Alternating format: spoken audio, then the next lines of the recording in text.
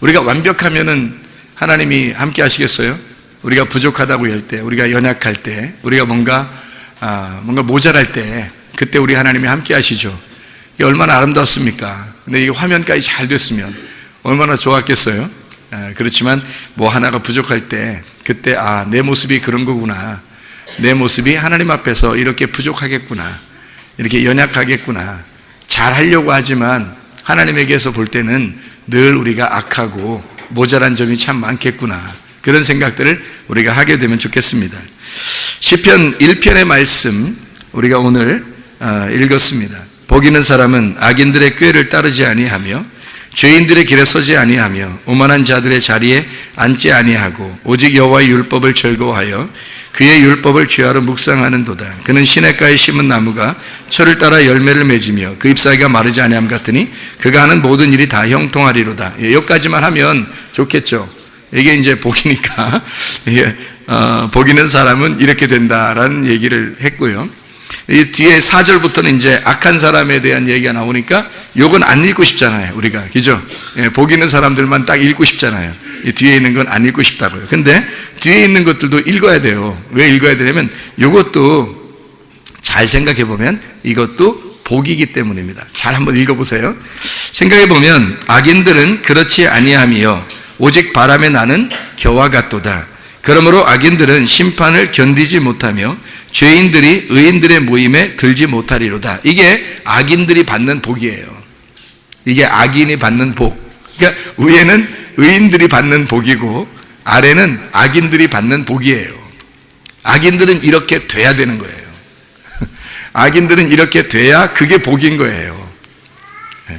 그러니까 제 말을 무슨 말인지 이해가 되겠어요? 제 말이 무슨 말인지 여러분 이해하시죠? 그리고 우리는 좋은 얘기만 복받은 거라고 생각을 해요. 근데 나쁜 얘기가 악인들한테 이루어져야 그게 복이라고요. 무슨 말이냐면 이렇게 된 거예요. 자, 노아 방주가 있죠. 노아 방주가 이렇게 있으면은 위에서 이렇게 비가 내리고 밑에는 이제 비가 막 위에 옆에는 막 바람이 불겠죠. 밑에는 이제 물이 넘쳤어요. 그리고 위에는 비가 막 내려요. 그러니까 이 방주가 어디에 딱 갇혀 있나요? 위에 지금 비 내리는 거하고 밑에 물 올라오는 거하고 딱 이렇게 갇혀 있죠. 가두어져 있죠. 이렇게 방주가 이렇게 가두어져 있잖아요. 그러면 여기 밑에 옆에 있는 모든 사람들은 다 어떻게 됐어요? 죽죠. 옆에 있는 모든 사람은 다 죽었어요. 그러면 누구만 살았어요?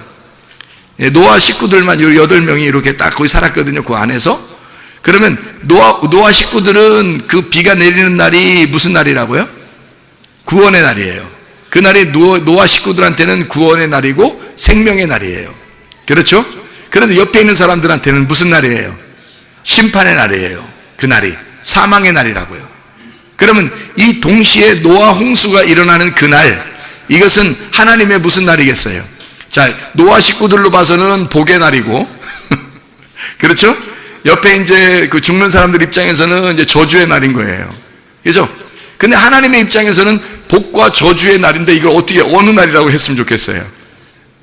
하나님의 날은 심판이라고 해야 되겠어요? 구원이라고 해야 되겠어요? 하나님 입장에서는 이게 동시에 두 개가 같이 이루어졌잖아요. 그죠? 그러니까 구원을 받는 사람들에게는 생명이고 저주를 받는 사람, 이 심판을 받는 사람들에게는 저주가 임한 거거든요. 그러니까 사망이 임한 거예요. 그러니까 이게 하나님의 입장에서는 그날이 무슨 날이겠어요? 하나님의 구원의 날인데 하나님의 진노의 날이라고요. 그죠? 그러니까 이걸 뭐라고 그러냐면 성경에서는 복이라고 그러는 겁니다. 복. 이게 이제 무슨 말이냐면 제가 여러분에게 설명할 때 잘 들으셔야 돼요. 그러니까 언뜻 그냥 슥 지나가면은 뭔 말인지 몰라요. 언뜻 지나가면 안 돼요. 그냥 쭉 가만히 들어보시면 이게 무슨 말인가 이해가 돼요. 복이라는 단어 안에는 축복한다는 말과 저주한다는 말이 같이 있어요. 이 복이라는 단어 안에는 같이 쓰이는 단어란 말이에요. 그럼 보세요. 하나님의 입장에서는 그날이 무슨 날이겠어요? 그러니까 우리 사람들 입장에서는 노아 식구들 입장에서는 구원의 날이고, 그죠? 세상 사람들 입장에서는 심판의 날이에요. 노아 식구들 입장에서는 생명의 날이고 세상 사람들 입장에서는 사망의 날입니다. 근데 하나님의 입장에서는 무슨 날이에요? 복의 날이에요. 하나님이 복을 내리시는 날이란 말이에요. 그날 복을 내리시는 날이에요. 자, 그럼 이제 이게 왜 복이 되는지를 한번 설명해 드릴게요. 왜 복이 되는지.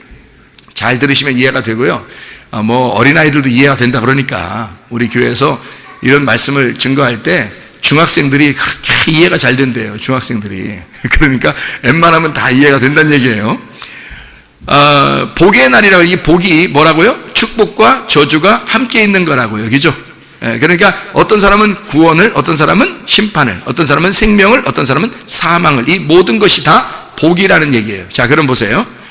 악한 사람이 위에서 이제 비가 내렸어요. 그래서 홍수가 나서 완전히 이 사람을 갖다가 잠겨놨어. 완전히 다 잠궈놨어요. 악한 사람을 싹 잠겨놨어요. 그러면 그걸 뭐라고 그럴까? 예? 그럼 그걸 뭐라고 그래요? 복이라고 그러는데 그걸 뭐라고 그러냐고. 이게 물로 완전히 싹 잠겨놨어요. 악한 사람을 싹 잠겨놨어요. 그럼 뭐예요? 죽는 거죠. 예, 그래서 그걸 뭐라 그러면 침례라 그러는 거예요. 침례 혹은 세례. 그러니까 물로 들어갈 때 요거를 물로 완전히 잠겼다 이거야. 그걸 죽었다 이 말이에요. 그러면 악인은 죽어야 돼요, 살아야 돼요? 죽는 게 복이에요. 여러분이 교회 왔는데 자기가 악인이야. 자기가 참 악인이야. 근데 여러분이 악인으로서 예배를 드리는데 말씀을 증거했는데 말씀도 괜히 그냥 그런 얘기를 하면 여러분 그래도 하나님이 사랑하십니다. 잘 되십니다. 잘 될 거예요. 이러다가 이제 예배 끝나고 노래 몇 번 하더니 집에 갔어요. 악인인데 자기가 어둠인데 자기는 땅의 소망만 가지고 사는데 자기는 아직도 예수에 대해서 소망이 없는데 자기는 이 땅의 소망을 아직도 가득 차고 가지고 있는데 자기는 악인인데 그냥 어영부영하다가 집에 갔어요. 그럼 그 사람 복 받은 사람일까요? 아니에요. 자기가 악인이면 여기 와서 하나님의 말씀을 들을 때 악인은 완전히 철저하게 파괴가 돼야 그게 복 받은 거예요. 하나님의 말씀이 내려와서 자기를 완전히 부셔버려야 그게 그 사람한테 복 받은 거라고요. 그 사람을 죽여야 복 받은 거라고. 이해가 돼요? 그 사람을 안 죽이고 그냥 다시 살려보내면 그건 복이 아니라고요. 악인은 철저하게 심판을 받아야 그게 복 받은 거라고. 자, 비가 내렸다는 게 뭐겠어요? 비가 내렸다는 게 복이 내렸다는 거예요. 하나님 말씀이 내렸다는 거야. 비가 내린 게 뭐예요? 성경 어디를 찾아봐도 비가 내리는 건 다 뭐예요? 말씀이 내린 거예요. 비가 내린 건 다 말씀이 되니까 어떤 말씀은 사람을 심판하는 말씀이 있다는 얘기예요. 누구를 심판해요? 구원받은 사람을 심판해요? 악인을 심판해요? 악인을 심판하는 거예요. 악인을 심판하는 말씀이 비처럼 소나기처럼 내려올 때 그 비를 맞고 죽어버려야 된다고요. 그래야 그 사람이 복받은 사람이 되는 거예요. 구원받은 사람은 그 비가 내릴 때 그건 은혜의 단비가 되는 거예요. 그 비가 은혜의 단비가 돼. 그러니까 비는 성경에서 이른 비, 늦은 비가 있어요. 둘 다 소나기예요. 이른 비, 늦은 비가 둘 다 소나기인데 이게 엄청나게 좋은 비예요. 성경에서는. 그래서 이른 비로 오신 예수님이라 그러고 늦은 비로 오신 성령님이라 그래요. 그러니까 이른 비로 오시고 늦은 비로 오셨다. 이게 예수님 그리고 성령님을 의미하는 거거든요. 그러니까 하나님의 말씀이 내려오는 거예요, 이 땅에. 사람들에게. 근데 하나님 말씀이 내려오면 반드시 심판받을 사람과 구원할 사람이 갈라지게 돼요. 심판받을 사람과 구원할 사람이 나눠지게 되는데 비가 내렸다는 그 자체는 비는 복을 말하는 거라고요. 복. 그러니까 어떤 사람은 그 비를 맞고 심판받고 어떤 사람은 비를 맞고 축복을 은혜를 받는 거예요. 이해가 되겠죠? 무슨 말인가? 그래서 복이라고 하는 건 심판과 저주 그리고 생명과 축복 이게 같이 나오는 거라고. 이게 생명을 받은 사람은 축복을 받은 사람이고 사망을 받은 사람은 저주를 받은 사람이라는 얘기예요. 피를 맞았는데, 다시 말하면 하나님 말씀을 들었는데 어떤 사람은 막 두렵죠. 하나님 말씀 듣는데 막 두려워요. 소리만 질러서 두려운 게 아니에요. 하나님 말씀을 듣는데 이상하게 막 두려워. 그러면 그게 그날 축복받은 거예요. 왜냐면 자, 악인과 우리는 선인을 어떻게 생각하냐면 여러분이 앉아서 예배를 드리면서 오른쪽은 양, 왼쪽은 염소. 여러분이 생각할 때, 그리고 저 사람은 꼭 양 같아. 근데 저 사람은 꼭 염소 같아. 예배 때도 그냥 저 사람은 거실려. 눈에 거실리는 사람이야. 저건 염소야. 저 사람은 이렇게 예배를 저렇게 잘 드려. 저 사람은 양. 이렇게 생각한단 말이에요. 누구는 양, 누구는 염소. 누구는 의인, 누구는 악인. 이렇게 생각한다는 거예요. 이게 잘못된 거예요, 여러분. 성경을 잘못 본 거예요. 그렇게 성경을 보면 안 돼요. 여러분 속에 염소와 양이 같이 있는 거예요. 여러분 속에. 육체와 영이 같이 존재한다고, 우리 안에. 그러니까 악인과 선인이 우리 속에 같이 있어서 선한 것은 복을 받아야 하고 악한 것은 저주를 받아야 된단 말이에요. 이게 하나님의 말씀이 동시에 내려올 때 나의 속에 있는 육체적인 부분, 악한 부분을 심판해버리는 거예요. 그래서 여러분이 어떨 때는 그 말씀을 듣고 이상하게 두려운 거예요. 그 말씀을 듣고 이상하게 자기가 파괴가 되는 것 같고 이상하게 자기가 깨뜨려지는 것 같은 거예요.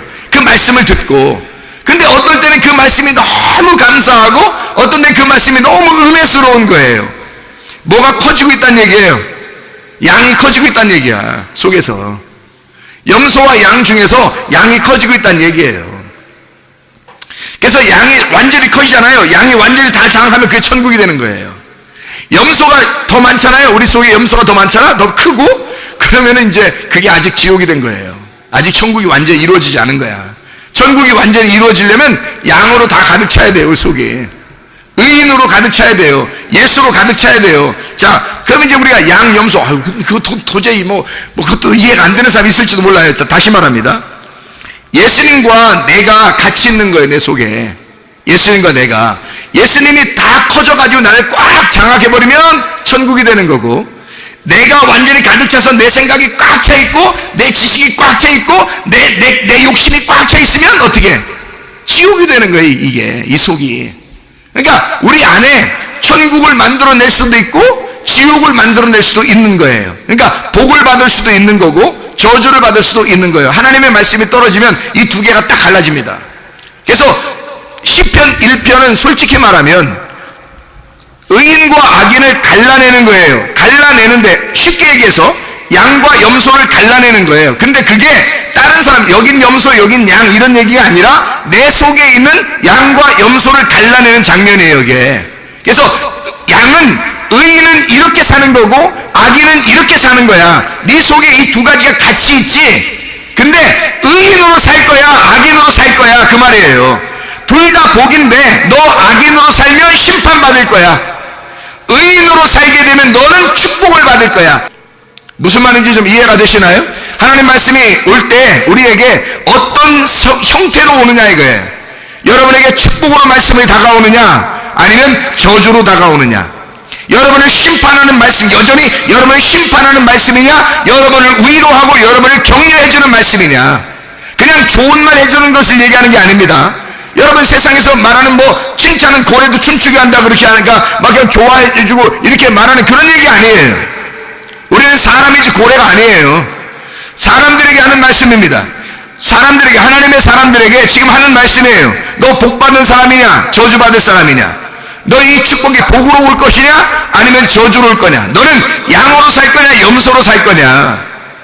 그래서 여기에 보면 악인들은 어떻게 된다는 거예요. 악인들 4절에 악인들은 그렇지 아니하며, 복받은 게 이게 위의 복이 아니니까 악인들은 그렇지 아니하며 오직 바람에 나는 겨와 같다는 거예요. 왜 바람에 나는 겨와 같다 그래요? 겨는 날아가는 거니까. 그랬더니 또 여기서 본다고 누가 날아갈 사람인가 이렇게. 그 겨가 여기에 있어요. 우리 안에. 겨하고 이 알곡하고요 같이 있어요. 이렇게 겨하고 알곡하고 이 알맹이를 싸고 있다고, 껍질이 같이 있는데 이걸 터는 거예요. 털고 이걸 도리깨질하고 이걸 턴다고요. 도리깨질하는 게 뭐겠어요? 이게 말씀이에요. 심판의 말씀. 비 떨어지는 거야. 비가 막 떨어지는 거예요. 그럼 두 개로 딱 갈라지잖아. 그죠? 노아의 방주에 들어가는 사람과 밖에 있는 사람이 딱 갈라지잖아요. 도리깨질하면. 도리깨질하는 거예요. 여러분이 뭐 받으러 오는 거예요? 성경 교회 오면은 뭐 받으러 오는 거예요? 도리깨질 받으러 오는 거예요. 여기 와서 여기 말씀으로 도리깨질 하는 거예요. 여러분을 막 도리깨질이 또 뭔지 모르는 어린아이들 있는데 이게 알고 하면 이게 있어. 그럼 때리는 거. 그래서 막 때리는 거야. 방학간가 이거 막 때리고 막 이렇게 골라내고 하는 게 있어요. 그래서 그렇게 하는 거예요. 말씀은 그것 때문에 증거하는 겁니다. 여러분을 골라내는 거예요. 어떤 사람을 겨우로, 어떤 사람은 알곡으로 골라내는 게 아니고 우리의 속에 있는 껍질을 갖다 벗겨내는 거예요. 껍질이라고 하는 너라는 껍질로 예수가 왔잖아. 너라는 껍질에 말씀이 왔잖아요. 그러니 말씀을, 온전한 말씀이 되게 하기 위해서 너라는 껍질을 제거해야 된다. 이 말씀을 증거하는 거란 말입니다, 이게. 그러니까 그걸 악인이라 그러는 거예요. 사람들이 성경을 잘못 보니까 그냥 어떤 사람은 악인, 어떤 사람은 의인, 난 악인 되면 안 되는데 어떻게 하지? 막 걱정을 한다고요. 걱정하지 마세요. 하나님 말씀이 여러분을 돌이켜질 할 때 여러분 껍질을 다 제거하실 거라고요. 진리를 만들어 놓을 거라고요. 알곡으로 만들어 놓을 거란 말입니다. 하나님은 그렇게 우리를 만들어 나가시는 거예요. 우리를 다 의인 만들어서 다 양 되게 해서 어린 양 따라가게 만들어 놓는 거예요. 그래서 우리를 결국에는 천국에 인도하려고 하나님 우리를 인도하시는 거지. 그래서 돌이켜질도 하고 피도 내리고 막 창수도 나게 하고 그러는 거예요. 마태복음 7장에 보면 반석 위에 지은 집이 있고 모래 위에 지은 집이 있죠.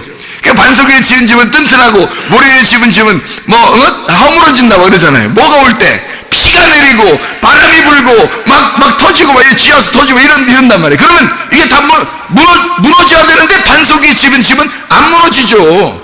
모래 위에 세운 집은요 무너지죠. 그럼 뭐가 축복이에요?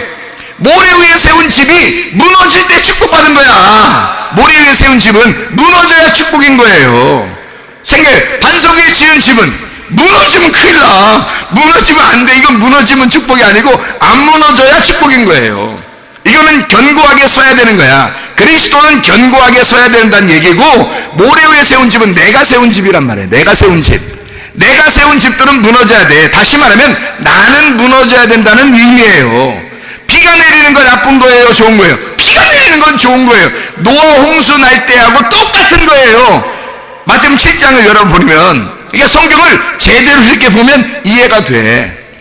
왜? 하나님의 의도를 깨달아야 돼. 하나님의 의도를 깨닫고 하나님의 마음이 어디에 있는지를 알고 성경을 보면 이게 이해가 되는 거예요. 근데 이게 도저히 이해가 안 될 때가 많아요. 왜 그러냐면 우리 눈으로 보는 거야. 다시 말하면 성경을 우리 색깔로 보는 거예요. 우리가 생각하는 대로 보는 거야. 이렇게 눈에 안경을 끼고. 그럼 안 되는 거야. 이걸 안경을 벗어야지. 색깔 빠져야지. 그래서 성경에 보면 잠언서에 백발은 어떻게 하나님의 영광이라고 그랬죠. 백발은 영광이라. 왜 영광이라는 거예요? 백발이 색깔 빠졌다는 얘기예요. 요즘엔 염색해가지고 잘 몰라. 헷갈려서 이게 백발이 돼야 되는데 이 백발이 된다는 것은 허옇게 된다는 얘기는 무슨 말이냐면 내 힘이 빠져나가고 있다는 얘기예요. 내 색깔이 지금 빠지고 있다는 얘기야. 그래서 하나님이 네 색깔 빠지고 있구나, 축복이다 그러는 거예요. 네 색깔이 많이 살아있잖아. 그래서 막 시커멓고 막 노란하고 시커멓고 막 이렇게 막 자기 힘대로 살아가면 너 아직 힘이 아직 살아있어. 네 힘이 아직 살아있어. 네 힘 빠질 때까지 기다릴게. 네 힘 빠질 때까지. 그래서 늙을 때까지 기다리는 거야, 하나님이. 늙을 때까지. 늙으면 다 힘 다 빠져버리는 거예요. 내가 할 수 있는 게 하나도 없는 거예요. 아이고 하나님, 뭐 다른 거 별로 크게 뭐 하는 것도 없어. 하나님, 내가 아무것도 할 게 없어요. 힘이 다 빠진 거야. 이게 백발이 돼버린 거예요. 이게 힘이 다 빠져, 머리에 힘이 다 빠져버렸어요. 그때 주님이 함께 하시는 거예요. 그게 하나님의 영광이라는 거예요. 이게 백발이 그래서 영광이라는 거예요. 뭐 하얘나니까 무슨 멸류관 같아요? 그래서 영광이라 그거 아니에요. 그게 아니라 네 색깔 다 빠졌다 이 말이야. 네 힘이 다 빠져나갔다 그 말이에요. 그래서 하나님이 좋아하신다 그런 의미입니다. 자, 성경을 제대로 보면 이해가 되겠죠. 그러니까 무슨 말인가? 자 보면 반석 위에 세운 집, 모래 위에 세운 집 뭐라고요? 반석 위에 세운 집은 그리스도로 세워진 집이고요. 모래 위에 세운 집은 내가 세운 집이란 말이에요. 그 어디에 있어요 이게? 내가 세운 집이 어디 있어? 저 아파트 뭐 이런 거 이렇게 그런 게 아니고 자기네 집들을 얘기하는 게 아니고요. 우리의 속을 얘기하는 거야. 우리의 속에 있는 나의 성전을 얘기하는 거예요. 내 속에 있는 나의 성전. 예수님이 세운 집은요, 예수님이 세우신, 예수님이 죽으시고 부활하셔서 세운 새로운 성전을 얘기하는 거예요. 그러니까 우리의 속에 뭐가 있다는 거예요? 옛 성전과 새 성전이 있다는 얘기가 되겠죠. 그렇죠? 그럼 옛 성전은 누구를 말하는 거예요? 나를 얘기하는 거죠. 그래서 나를 위해서, 옛 성전을 위해서 죽으시러 오신 예수님이라고 그러는 거예요. 그래서 예수님이 자기가 나는 성전이야, 나를 죽여, 그럼 내가 3일 만에 내가 이걸 다시 세워줄게 하는 게 뭐예요? 다시 세우는 새로운 성전이 된다는 얘기예요. 네가 죽으면 너의 이름으로 내가 죽을 테니까 네가 새 성전이 되거라, 그 말이거든요. 예수님 부활하시면서. 그러니까 예수님이 죽으시는 성전, 옛 성전을 말하는 거야. 옛 성전은 무너져야 된다고. 모래에 쓰인 너의 집, 너의 생각, 너의 지식, 너의 명예, 너의 욕심 다 무너져야 된다고. 그리고 예수가 생각하는 것, 예수의 욕심, 예수의 갈망, 예수의 소원, 이게 세워져야 된단 말입니다. 나의 것은 무너지고 예수가 세워져야 된다는 것을 이야기하는 거예요. 어떤 사람 모래 위에 세운 집이고 어떤 사람 반석에 세운 집이구나, 이렇게 봐서는 안 되는 겁니다. 교회에 오면 다 두 개가 같이 들어와 있어요. 두 개가 같이 들어와 있어서 하나님의 말씀이 비처럼 내려야 되고 창수가 터져야 되고 막 홍수가 나야 되고 비가 막 바람이 막 불어야 됩니다. 거기에 바람이 불고 비가 내리는 건 성령이고 하나님의 말씀이 내리는 걸 아시죠? 근데 바람이 부는 것도 똑같은 거예요. 바람이 부는 게 뭐 나쁜 게 아니라, 나쁜 바람도 있을 수 있겠지. 우리를 무너뜨리려고 하는 바람도 있겠지. 그런데 무너뜨리는 바람이, 잘 생각해 보면 무너뜨리는 바람이 하나님의 영의 바람이에요. 하나님의 바람이 불어서 나를 무너뜨려 버리는 거야. 나를 완전히 장례를 치르는 거지. 침례를 주는 거지. 완전히 죽여버리는 거지. 나를 심판해버리는 바람인 거예요. 그 바람과 피가 내려야 되는 거야. 그래서 이거 무너지면 감사해야 되는 거예요. 자기가 무너질수록, 내 생각이 빠져나갈수록, 내 지식이 빠져나갈수록, 내가 생각했던 그 욕심, 나의 갈망이 빠져나갈수록, 나의 갈망이, 내 소원이 이루어지지 않을수록 하나님 앞에 감사해야죠. 하나님, 나를 무너뜨리고 있구나, 나를 무너뜨리고 있구나, 내가 파괴되고 있구나, 나 아무것도 할 수 없어요 할 때 하나님은 우리에게 축복이라고 말하는 것입니다. 그게 너에게 임하는 복이야. 복 있는 사람은 이 되는 거예요. 그게 복이에요. 그러면 진짜 반석 위에 세워지는 집이 되는 거죠. 새 성전이 된다, 이런 의미입니다. 자, 의인과 악인을 이제 알겠습니까? 자, 우리의 속에서 사울과 다윗이 있으면 어떻게 된다고요? 그냥 사울 왕이 있을 때 다윗 왕이 세워질 수는 없는 겁니다. 어떤 사람, 이 사울 왕이 다윗 왕하고 우리 성경을 읽을 때 사울 왕, 다윗 왕 그러니까 이게 사울 왕, 다윗 왕, 이거 사울 왕 나쁜 거, 다윗 왕 좋은 거, 뭐 이렇게만 생각해요.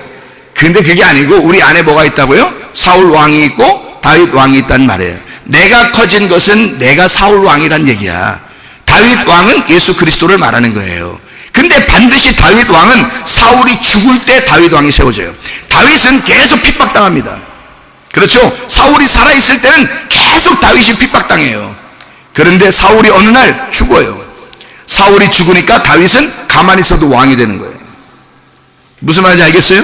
그러니까 뭐가 먼저예요? 다윗이 왕 되는 게 먼저예요? 사울이 죽는 게 먼저예요?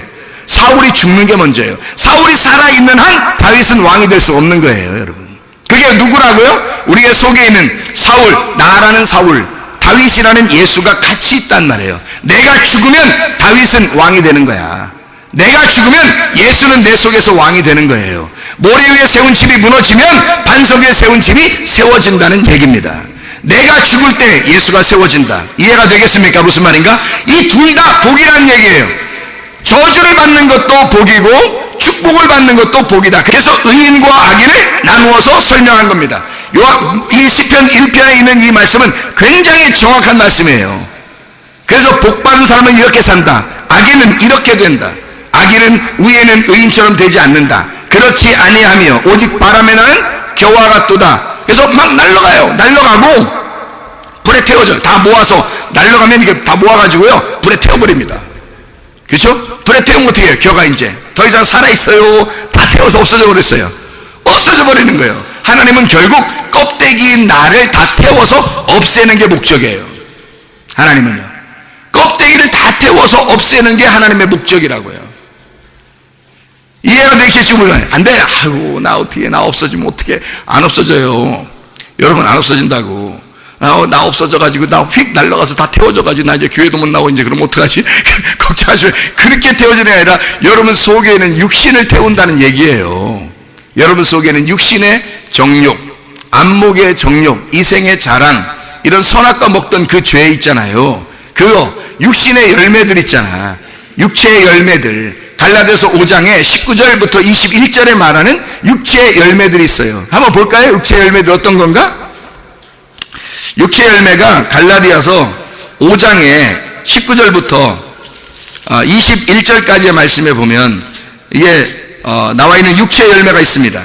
뭐라고 나와 있냐면 이렇게 나와. 육체의 일은 분명한데 곧 음행과 더러운 것과 호색과 우상 숭배와 주술과 원수 맺는 것과 분쟁과 시기와 분냄, 이 승질 내는 겁니다. 승질 내는 거. 이거 정리해야 돼요.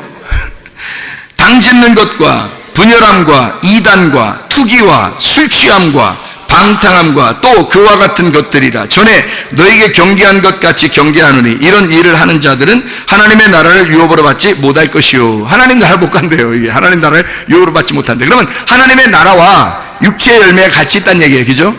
성령의 열매가 또 나오잖아요. 22절 23절에 성령의 열매는 뭐라고요? 사랑과 희락과 화평과 오래 참음과 자비와 양선과 충성과 온유와 절제는 이 같은 것을 금지할 법이 없느니라. 이렇게 되어 있잖아요. 그러면 이게 성령의 열매와 육체의 열매가 우리의 속에 같이 있는 거예요.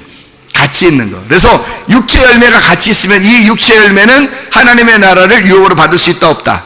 없다. 그러면 이제 여러분 생각할 때 알고 어떤 사람은 성령의 열매 맺는 사람이야, 어떤 사람은 육체의 열매 맺는 사람이야, 이렇게 또 본다고 또 성경을. 그러면 100번을 봐도, 아니 성경을 뭐 1000번을 봐도 이해가 안 되는 거예요. 그게 성령의 열매와 육체의 열매가 우리 속에 같이 있다고. 그러면 이 육체의 열매는 다 뭐라고요? 이 땅에서 살아가는 껍데기라고. 껍데기인 나의 삶이라고요. 그게 이렇게 살아갈 수밖에 없는 게 우리들이란 말이에요. 그러니까 이것은 나누어져 가지고 곤란해. 이게 자꾸 하면 곤란해요. 육체의 일을 갖다 이걸 곤란해 가지고 이거를 태워버릴 때 끝나는 거예요. 이거를. 그게 결하는 거야. 이게 껍데기라는 거예요. 근데 알고 본 성령의 열매는 계속 남아서 하나님의 나라가 되는 거예요. 그러니까 껍데기가 불에 타지면 나머지가 하나님의 나라가 되는 거겠죠. 그죠? 껍데기가 하나님의 나라를 유업으로 받지 못한다. 그래서 그런 거예요. 이걸 껍데기 얘기를 하는 거야. 육체의 열매라고 하는 건. 그러니까 우리가 아이고 하나님 그러면 나 이런 죄 졌고 이런 죄 지고 이런 죄 졌는데 하나님 나 이거 안 하게 해주세요. 안 하게 해주세요. 근데 안 하게 해주세요 했는데 금식하면서 기도했는데도 또 해요 안 해요? 또 해요. 이 중에서 안 걸리는 게 없어. 한 사람이라도. 하늘에도 다 걸리면 다 죄인이야. 이건 다 육체의 열매예요. 하늘에도 안 걸려요? 하늘에도 다 걸리게 돼 있어. 그러면 어떻게 해요 우리는? 그러면 항상 우리 하나님 나라 유업으로 받지 못하겠네. 그럼 어떻게 된 거예요? 예, 요거를 갖다가 나 이거 없애주세요 한다고 없어지는 게 아니에요 여러분. 그래 기도한다고 금식해도 안 없어져요. 그게 진짜 뭐가 되냐면요, 이거를 없애달라고 해서 없어지는 게 아니고, 이거는 내가 죄를 짓고 있는데 육체의 열매라는 껍데기로 난 살아가고 있는데, 인간은 그렇게 살아갈 수밖에 없는 사람인데, 다시 말하면 질서에서 무질서로 계속 나가는 사람들, 이게 인간들의 법칙이라니까요. 근데 하나님의 법칙은 어떻게 된다고 했어요? 거꾸로 무질서에서 질서로 돌아가는 게 하나님의 법칙이라고요. 없음에서 있음으로 돌아가는 거란 말이에요. 그죠? 이게 점점점 소멸되는 게 아니라 점점 세워지는 거라고, 하나님의 법칙은. 그러니까 내 속에서는 어떻게 돼? 인간의 법칙대로 계속 이렇게 내가 소멸되고 있겠죠. 그죠? 계속 나는 악하게 살 수밖에 없어요. 인간 그렇게 살아가는 게 인간의 존재란 말이에요. 육체의 열매를 막 안 하려고 그렇게 노력하는, 육체의 열매를 안 지려고 그렇게 노력, 승질 한 번 안 내고 그렇게 살아가고, 그냥 하여튼 욕심 한 번 안 내고 그렇게 살아가려고 하는 그런 욥도 하나님이 보실 때는 야야야 네가 뭘 그렇게 의로워 이런다니까 하나님이. 예? 욥기서 마지막에 보면은 하나님한테 엄청나게 후드러 맞아요. 그래서 욥이 마지막에는 자기가 이렇게 내가 왜 이렇게 의롭게 살려고 했지? 하면서 고민을 해. 그래서 하나님 앞에, 하나님 내가 하나님을 잘 몰랐는데요, 진짜 눈으로 직접 보니까, 이게 뭐 눈으로 이렇게 보니까 하나님이 이렇게 생겼더라, 이런 얘기가 아니에요. 이제 깨달았단 말이야. 눈이 열렸단 말이에요. 눈이 열려서 하나님을 만나 뵈니까, 눈이 열려서 하나님 말씀을 깨닫고 보니까, 그러니까 이제는 알겠어요. 내가 얼마나 죄인인지 알겠어요 라는 걸 그때 고백했어요. 욥기서 많이 쓰라고 마지막에 고백한 거예요. 만약에 처음부터 1장에서 사탄하고 하나님하고 이렇게 경쟁하다가 2장에서 회개해버리면, 그럼 이제 그다음부터 없는 거야. 그다음부터 욥기서는 42장까지 뭐하러 나오겠어요. 40장이 이제 없어지는 거지, 2장으로 끝나면. 그런데 욥기서가 1장부터 42장까지 있는 것은 인간이 그렇게 껍데기가 벗어지는 게 그렇게 힘들다는 얘기예요. 인간이 자기가 스스로 의롭다고 생각해서 자기가 노력해서 한번 해보려고 하는 게 그렇게 많다는 거죠. 돼요, 안 돼요? 안 돼요. 근본적으로 안 된다는 걸 보여주는 게 욥기예요. 니네 땅의 의로움으로서는 도저히 하나님 나라에 갈 수가 없다는 걸 알려주는 게 욥기라고요. 하늘의 의로움이 찾아오셔야 된다고. 다시 말하면 육체의 열매를 해결해 보려고 여러분이 해결해 보려고 해결되는 게 아니란 말이에요. 비가 내리고 창수가 터져야 돼요. 그래서 육체 열매가 부서져 버려야 된다고. 깨뜨려져 버려야 된다고. 그 집이, 모래 위에 세운 집이 완전히 무너져 버려야 된다고요. 그래야 성령의 열매라고 하는 반석 위에 세운 집이 세워지는 거예요. 우리 속에서 나라는 것을 깨뜨리려고 하나님의 말씀이 계속 전달되는 거란 말입니다. 우리를 죽이려고, 우리를 심판하려고, 우리를 저주하려고 말씀이 계속 그런 선악과의 말씀으로, 율법의 말씀으로 여러분을 계속 치는 거예요. 그리고 우리를 쳐서 우리를 깨뜨려, 그리고 완전히 불에 태워버리면 알곡만 남잖아요. 성령의 열매만 남는다고요. 육체의 열매는 사라지고 성령의 열매만 남으면 이게 하나님의 나라라고요. 이게 하나님의 나라를 유업으로 받는 것입니다. 하나님의 나라의 견은 유업으로 받을 수 없어요. 껍데기는 유업으로 받을 수 없어요. 이건 불에 태워져야 될 거란 말이에요. 무너져야 될 거란 말입니다. 이해가 되겠죠? 무슨 말인가? 그러니까 여기서 의인과 악인을 얘기하는 것은 어떤 사람과 어떤 사람을 비교해서 얘기하는 게 아니라는 것을 우리가 분명히 아셔야 합니다. 우리의 속에 있는 의인과 악인을 얘기하는 건데, 의인은 예수 그리스도요, 악인은 바로 나라는 것을 말하는 겁니다. 예수 그리스도 안에 있으면, 예수 그리스도의 사람이 되면 이렇게 살아가게 된다, 의인으로. 그러나 악인, 너의 삶은 이렇게 살아갈 수밖에 없어. 그렇지 아니하며 바람에 나는 겨와 같도다. 너의 삶이 바람에 나는 겨와 같도다. 껍데기의 삶을 살아갈 수밖에 없다, 그 말이에요. 그러므로 악인들은 심판을 견디지 못하며 죄인들이 의인들의 모임에 들지 못하리로다. 이게 축복이죠. 죄인들이 의인들의 모임에 참가해보세요. 그게 축복이겠어요? 죄인들이 의인들의 모임에 참가하면 의인들의 모임은 깨지는 겁니다. 그죠? 죄인들이 의인들의 모임에 참가하면 이 의인들의 모임은 깨지는 거예요. 벌써 의인들의 모임이 아닌 거예요. 죄인들의 모임이죠. 이렇게 하면. 그럼 안 되는 거지. 이미 깨진 거지. 의인들의 모임이 아닌 거지. 그렇죠? 죄인들의 모임이 의인들의 모임에 참가하지 못해야 의인들의 모임이 남는 거죠. 그죠? 그래서 이걸 구분하는 거예요. 완전히 나누는 겁니다. 선과 악을 완전히 나누어서 한쪽을 무너뜨리는 거예요. 그래서 이쪽에 참가하지 못하도록, 이쪽에 들어오지 못하도록 만드는 거예요. 자, 이게 어디에 있다고요? 어떤 사람을 얘기하는 게 아니라 우리 속에 있다고. 우리의 속에 있는 한쪽이 무너져야 할 한쪽을 설명하는 거라고요. 자, 이러니까 성경이 이해가 돼야 안 돼요? 이해가 되죠.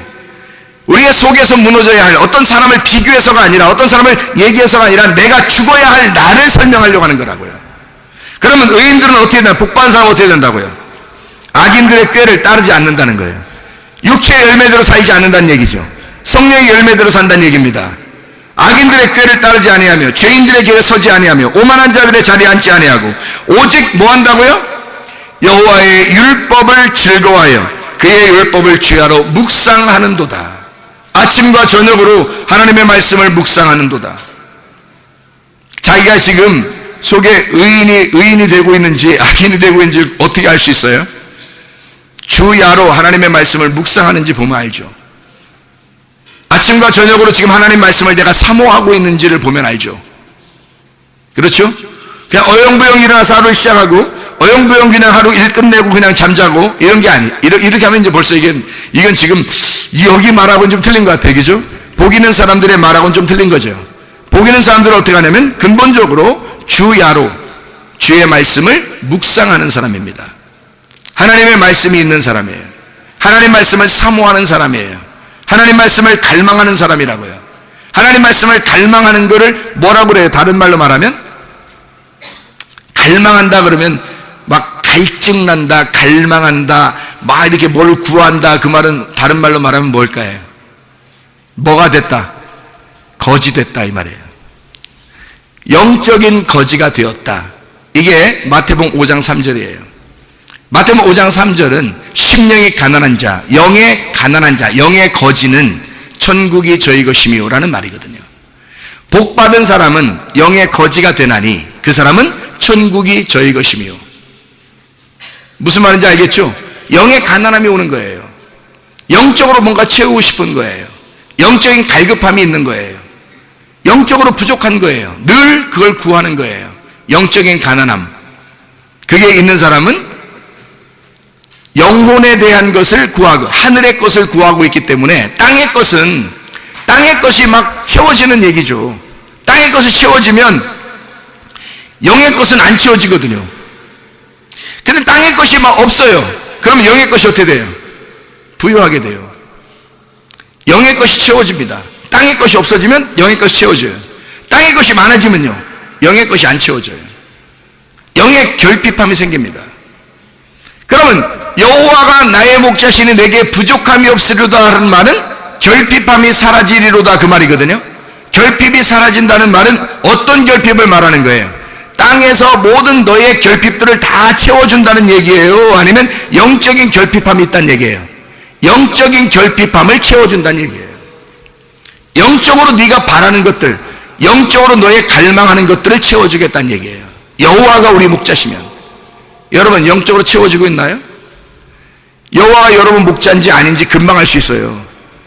자기에게 영적 갈망이 있는가, 영적으로 내 속을 채우려고 하는가, 아니면 이 땅에 있는 것으로 채우려고 하는가 보면 딱 알죠. 여호와가 나의 목자신지 목자가 아닌지 금방 알 수 있죠. 여호와가 나의 목자가 되시면 진짜 복받은 사람이 율법을 주야로 묵상하게 되어 있는 겁니다.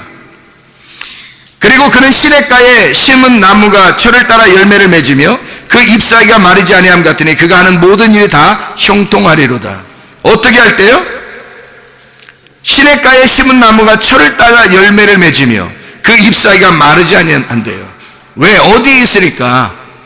이게 시냇가에 심은 나무니까. 시냇가에 심은 나무니까. 다시 말하면 하나님의 영이 충만한 사람이니까. 하나님의 영의 흐름이 있는 사람들이니까. 그리고 하나님의 영의 결핍함이 채워지는 사람이니까. 영적으로 이 땅에서는 부족함이 생기는데 이상하게 영적인 건 허전함이 없는 거예요. 영적으로 채워지는 거야. 여호와가 우리의 목자가 되시니까. 그게 복받은 사람이에요. 근데 이상하게 땅에서는 뭔가 기도하면 다 되고 뭔가 이루어지는 건 다 있는데 이상하게 허전하고 영적으로 허전하고 뭔가 부족하고 뭐 이상해. 그러면 여호와가 우리 목자가 아니신 거예요. 자기가 목자인 거야. 영적으로 우리 목자가 되시면 주님이 우리를 채우시겠죠. 영적으로 막 채우시는, 그게 여호와가 우리의 목자가 되시는 말입니다. 복 있는 사람과 저주받은 사람, 의인과 악인에 대한 이야기를 여기 지금 쭉 순서대로 해주고 있는 겁니다. 복은 뭐냐면 심령이 가난한 거예요. 그게 복이에요, 여러분. 교회 오면 여러분 심령을 갖다가 가난한 심령을 채우는 거예요. 하나님의 말씀으로 심령이 가난한 심령들, 갈망하는 그 영들을 채우는 거예요, 말씀으로. 그게 복받은 사람이라는 거죠. 그게 복이에요. 그러면 영의 거지가 되게 하고, 영의 거지가 된 사람은 영을 계속 갈구하게 되니까 영을 부족한 거야. 있는데도 부족. 여러분, 사람이요, 막 돈이 있는데도 돈 구하고, 돈이 있는데도 돈 구하고, 막 거지처럼 막 구하는, 이렇게 구하는 걸 거지라 그러거든요. 밥을 먹었는데 또 먹고 싶으면 먹었는데 또 먹고, 막 이렇게 거지야, 거지. 이렇게 막 먹는. 영적인 부분을, 하늘의 소망을 계속 그렇게 해봐요. 이 속에 막 어떻게 되겠어요? 채워지겠죠, 영으로. 하나님의 영으로 막 채워지겠죠. 그러면 나는 어떻게 해요? 나라는 껍데기는 떠나가 버리는 겁니다. 영적인 알곡이 계속 채워지면 껍질이라고 하는 나는 불에 태워져 버리는 거라고요. 없어져 버린다고. 이게 진짜 복받은 사람이라고요. 영이 가난한 사람, 영의 갈망이 있는 사람, 그게 복받은. 그래서 심령이 가난한 자는 복이 있나니 천국이 저희 것이며. 천국이라고 하는 영의 거지만 천국을 가게 돼 있어요. 그래서 성경에는 거지 나사로가 천국 가잖아요. 부자는 지옥에 간다고요. 그럼 그 사람이 진짜 부자일 수도 있고, 뭐에 부자가 된다는 거예요? 자기가 주인 된 거예요. 영적으로 자기는 가득 차 있는 거야, 자기로. 그러니까 하나님이 막 갈망이 돼야 되는데 자기가 갈망하는 게 없는 거예요. 거지가 아니니까. 자기는 부자인 거야. 자기는 하나님을 찾지 않는 거예요. 하나님을 구하지 않는 거예요. 하나님을 두드리지 않는 거예요.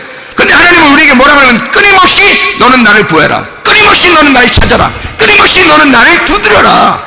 그럼 내가 문을 열고 너와 함께 먹고 함께 마시겠다. 그게 천국이거든요. 근데 이 사람이 구하지 않는 거예요. 왜? 자기가 가득 찼으니까. 영적인 부자란 말이에요. 그러면 지옥 가는 거야. 영적 가난한 거지, 이 사람 나사로, 이 사람은 천국에 간다는 거죠. 영적 거지예요. 그 사람은 천국이 저희 것이며, 천국이 저희 것이라는 말은 우리가 또 이제 생각을 해봐야 돼요. 천국이 뭐예요? 천국이 저 하늘나라 천국, 뭐 금은보화가 있는 천국, 여기서 못 가진 금은보화를 거기 가서 받으려고, 그걸 천국이라고 생각한다고요. 여러분, 이 땅에서 금은보화 못 받았으면 꼭 하늘에 가서 꼭 그거 받아야 되겠어요? 그래야 여러분의 가슴이 꽉 채워지는 거예요. 그러니까 하늘에 올라가서 금 덩어리도 막 주고, 금면류관도 쓰고, 다이아몬드도 박아놓고, 그냥 막 보석도 그냥 진주도 그냥 있는 대로 다 갖고, 막 목걸이도 다이아몬드, 뭐 그냥 막 팔찌도 다 그냥 허리띠도 그냥 다 다이아몬드로 막 해가지고 이렇게 막 다니면 막 좋겠네. 그냥 천국 가면 그걸 천국이라고 해. 진짜 좋겠다, 뭐 이렇게 또 생각하는 사람도 있을지 몰라, 이 말 할 때. 아니, 그렇게 가는 게 그 천국이냐고, 여러분. 그걸 여기서 못 받았으니까 거기서라도 받겠다, 이 말이에요? 여기서도 안 이루어지는 거 거기서라도 이루어져서 한번 그거라도 받아봐야지, 그래서 교회 나오시는 거냐고, 여러분. 아니라고요. 천국은 그런 것이 아닙니다. 천국은 안식이 천국이에요. 안식. 다시 말하면 마음의 평안이 와야 천국인 거예요. 마음이 괜히 허전하고 불안하고 두렵고 염려가 있고 근심이 있고 뭐 이상해. 교회를 다니고 있는데 왜 그럴까요? 하나님하고 나누어져서 그래요. 나는 이 땅에 살고 하나님은 저쪽 계셔서. 그렇죠? 하나님하고 하나가 안 된 거야. 그러니까 늘 불안한 거야. 언제 죽을지 모르고 죽으면 지옥 갈 것 같고 불안한 거죠. 뭐예요? 하나님 저쪽에 계시고 난 여기 있으니까 그런 거죠. 하나님 우리 안에 같이 계시면, 하나님이 임마누엘 하시면, 하나님이 지금 우리와 함께 하시면 두려움이 없겠죠. 그게 천국이라고요. 안식이 천국이라고요. 하나님 안에서의 평안, 하나님 안에서의 기쁨, 하나님 안에서의 안식이 천국이라고요. 이해가 되겠습니까? 무슨 말인가? 이런 평안과 자유가 천국이라고. 그러니까 그 천국은 어떨 때 누리는 거냐면 진리가 와야 진리가 자유케 한다 그랬죠. 그럼 자유가 내 속에 커지면 커진 만큼 난 자유한 거고, 그 자유가 있는 만큼 천국이 있는 거예요. 그러면 내 속에 억압된 것이 사라지고 자유가 막 생겨. 그럼 뭐 때문에 자유가 생기는 거예요?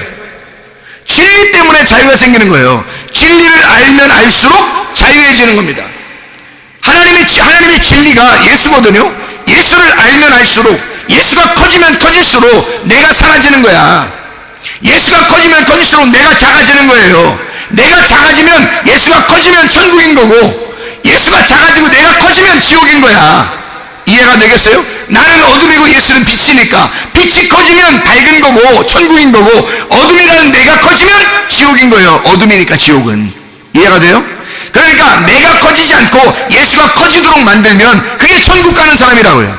천국을 가는 게 아니라 천국이 내게 임하셔야 된다고. 내가 죽으면 천국이 임한다고요. 근데 내가 죽지 않으면 늘 지옥 가운데 살아요. 그리고 천국이 있는 것 같은데 지옥도 있는 거야. 하나님이 살아계신 것 같은데 나도 있는 거야. 이러니까 둘이 항상 싸우죠. 그러니까 염려와 근심이 끊이지 않는 거야. 마음이 두 개니까. 둘로 나누어진 마음이니까. 멜렘나우. 염려라는 단어가 멜렘나우거든요. 둘로 나누어졌다라는 단어입니다. 둘로 나누어졌다. 그래서 염려가 있는 거예요. 이 세상의 염려를 얘기하는 게 아니에요. 하나님과 우리가 둘로 나누어지면 염려가 오는 거예요. 하나님하고 근본적으로 나누어지면 그게 분리라고요. 근데 하나님이 와가지고 나를 깨뜨려버려. 그래서 저가 사라지고 알곡만 딱 남아. 그러면 천국이에요. 그럼 안식하는 거라고. 그게 천국이라고요, 여러분. 안식, 평안, 자유가 오는 거예요. 이런 진리를 깨달으면 깨달을수록 진리가 커지겠죠. 반석 위에 세운 집이 커지겠죠. 그러면 내 모래 위에 세운 집이 점점 무너져 내려가는 거예요. 그러면 천국이 점점 세워지는 거지. 그러면 내 속에 천국이 계속 커지는 거예요. 그러니까 주님 안에서의 진리를 아는 만큼 자유하게 되고, 진리를 아는 만큼 안식하게 되고, 진리를 아는 만큼 평안해지고, 진리를 아는 만큼 천국을 누리는 거란 말입니다. 이게 의인이고 복받은 사람이라는 얘기예요. 심령이 가난한 자는 천국이 저희 것이다. 그래서 안식이 오고 평안이 오고 참 자유가 온다. 마태복음 5장 3절의 말씀이에요. 그래서 심령이 가난해지면 천국이 오잖아요. 자, 봐요. 심령이 가난하다는 것은 뭘 의미하는 거겠어요? 심령이 가난하다는 건 뭘 의미해요? 영적 거지가 됐다는 얘기거든요. 그럼 왜 영적 거지가 된 거예요? 영적 거지가 왜 된 거예요? 아니, 영적인 거지가 왜 된 거예요? 영적 부자하고 싸워서 그래요. 영적 부자하고 싸워서. 잘 생각해 봐요. 이 세상에 가난한 사람들이 왜 생기죠? 가난한 사람들이 왜 생겨요? 부자하고 싸웠는데 부자가 이긴 거야. 이 세상의 부자는 부자인 거고 이 세상의 땅의 거지는 계속 거지인 거예요. 부자들하고 싸우면 싸울수록 안 되는 거야. 이게 싸우면 안 되는 거야. 늘 부자가 이겨버리는 거예요. 계속 거지가 되는 거거든요. 여러분, 가난한 사람들이 생기는 거예요. 이 부자들이 자기가 가지고 있는 걸 다 나누어주면 똑같아져요. 부자가 가난한 사람들에게 다 자기 가지고 있는 걸 다 나눠주면 그러면 똑같아지거든요. 근데 보세요. 하나님은 영적으로 부자가 아니에요. 하나님만큼 영적으로 부자가 없어요. 하나님이 천국이니까. 근데 내가 가난해. 왜 가난해진 거예요? 하나님이 천국이니까 영적인 부자란 말이에요. 그래서 나하고 계속 오면은 결투를 하는 거예요. 그래서 나를 계속 깨뜨려 버리니까 영적으로 가난해질 수밖에 없는 거예요. 계속 싸우니까 나하고 계속 싸워서 나를 깨뜨려 버려. 그래서 영적으로 내가 가난해지니까 이 부자한테 속해서 살고 싶은 거야. 내가 나를 끝내버리고. 그래서 나라는 걸 아예 없애버리고 부자한테 그냥 붙어 살고 싶은 거예요. 그래서 영적으로 가난해지는 거야. 그래서 부자를 계속 구하는 거예요. 어떤 부자? 땅의 부자가 아니라 하늘의 부자를, 영적 부자를, 하나님을 자꾸 구하는 거예요. 하나님, 나 가난해 죽겠어요. 나 힘들어요. 그러니까 하나님이 내게 오세요. 아예 내가 하나님으로 살고 싶어요. 내가 하나님이라는 영적 부자로 천국으로 살고 싶어요. 그래서 하나님이 나를 거지 만들려고 전쟁을 일으키시는 거야. 그래서 거지가 돼버린 거예요. 그렇게 영적 거지가 되면 그게 천국이 하나님 나라가 일로 오신다는 거예요. 나를 거지 만들어버리면 하나님이 나하고 싸우시는 거예요. 뭘로? 말씀으로 싸우시는 거예요. 그러면 천국이 오신다는 겁니다. 이런 말씀이거든요. 영적인 거지를 만들어야. 그래서 오면은요 돌이깨질해요. 그리고 껍질과 알곡을 나눠버려요. 그 껍질은 갖다 그대로 막 살려버리는 게 아니라 다 태워버려요. 그래 알곡만 남으니까. 하나님의 말씀입니다. 그러니까 악인과 의인을 그렇게 나누어 버리는 거예요. 축복과 저주를 그렇게 나누어 버리는 겁니다. 이거 둘 다 복이에요. 복 받을 사람들은 의인이고 저주를 받을 사람들은 악인인 거예요. 그러면 어떤 사람을 얘기하는 게 아니라 내 속에 저주받아야 할 것, 심판받아야 할 것이 있고 내게 하나님이 주실 복이 따로 있다는 얘기예요. 그러면 어떤 사람이 진짜 복 받은가? 이걸 의인이 돼서 이걸 복이 되는 사람. 성경의 구약의 복은요, 땅과 아들이 있으면 복입니다. 그죠? 아브라함에게도 땅이 있었고 그리고 아들을 주시면 복이라 그래요. 땅과 아들이 있으면 복이에요. 그러면 땅에 아들이 찾아오면 아들이 땅에 와서 주인이 되면 복이 되는 거예요. 이해가 되시나요? 그러면 이 땅이라는 게 뭐냐면 나예요. 아들이 예수님이에요. 예수님이 내게 오시면, 땅이라는 나에 오시면 복 받은 거예요. 밭이 이렇게 있어요. 밭이. 그럼 밭이 가장 복 받은 게 뭘까요? 밭이 가장 복 받은 건 씨가 떨어지면 복 받은 거예요. 이 밭은. 밭이라는 여러분 마음에 씨가 떨어지면 복 받은 거예요. 근데 사람들은 그 씨가 떨어지는 걸 원하지 않아. 밭에다가 다른 거 갖다 놔달라는 거예요. 여러분 마음 안에 돌 갖다 놔달라는 거야. 가시를 갖다 놔달라는 거야. 단단하게 굳어지게 만들어 달라는 거야. 안 됩니다. 그럼 복 받은 게 아니에요. 여러분을 갈아엎는 이유가 있어요. 여러분 속에 좋은 밭 만들어서 씨를 심으려고 하는 겁니다. 밭은 씨를 달라는 거예요. 씨를 달라고 하는 것이 밭의 임무예요. 그래서 씨를 달라고 해서 씨가 떨어지면 그 밭은 복 받은 날이야. 그게. 그러니까 우리가 이번 한 해에 진짜 복 받은 사람이 되길 원하면 말씀이신 예수님이 육신 안으로 거해야 되는 거예요. 말씀이 그래서 육신을 입고 오셨다. 요한복음 1장 14절에 말씀하는 겁니다. 말씀이 육신을 입고 오면 복 받은 거예요. 우리가 예수님이 말씀이 육신을 입고 오지 않으면 우리는 복 받지 못한 거예요. 인간은 늘 하나님하고 떨어져 살아요. 근데 말씀이 육신 안에 거하는 거야. 그러면 하나가 되겠죠. 그죠? 나라는 육신 안에 하나님의 아들이 내 안에 들어오면 어떻게 돼요? 그럼 말씀이 육신이 되는 거예요. 나라는 밭에 씨가 떨어지는 거예요. 뭘로 떨어지는 거예요, 이게? 말씀으로. 그래서 의인들은, 복받은 사람은 주야로 율법을 묵상하는도다. 주야로. 아침과 저녁으로. 아침과 저녁이니까, 그래. 아침에 한번 큐티, 저녁에 한번 큐티. 이 얘기겠어요? 성경에 적어도 하나님 말씀을 읊조리는 겁니다. 하루 종일. 근데 하루 종일 그러면 성경, 이렇게 읊조리면서 살으라는 얘기예요? 공부도 안 하고, 직장도 안 다니고? 그런 말이 아니죠. 내 속에서 묵상하는 겁니다. 하나님의 말씀을 묵상하며 사는 거예요.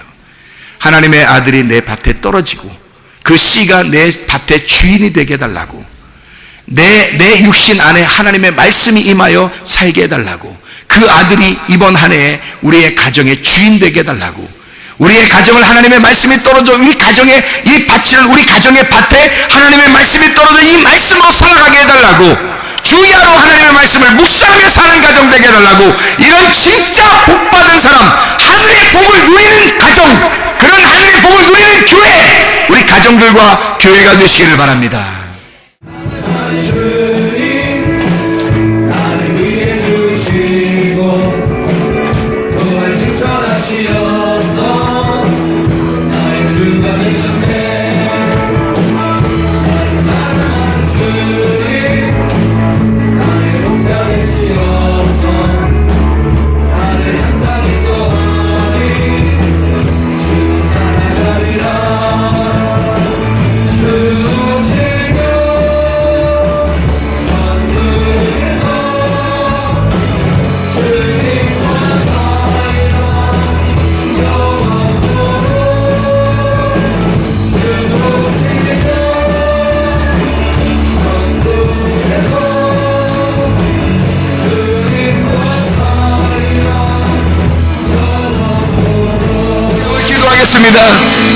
머리에 손 하나 얹고 가슴에 손 하나 얹고 하나님 앞에 기도합니다. 하나님, 이번 한 해가 하나님의 말씀이 충만한 가정 되게 해주십시오. 이 땅에 하나님의 말씀의 씨앗이 떨어지는 귀한 하나님의 밭이 되게 해주십시오. 진정으로 의인의 길에 들어서는 복받은 하나님의 사람들이 다 되게 해주십시오. 우리의 속에 나를 깨뜨리고 예수가 부흥하여 살아가는 한 해가 되게 해주십시오. 우리 한 목소리 하나님 앞에 간절하게 한번 기도합니다. 우리 하나님 아버지 인도하시고 사랑하심을 믿습니다.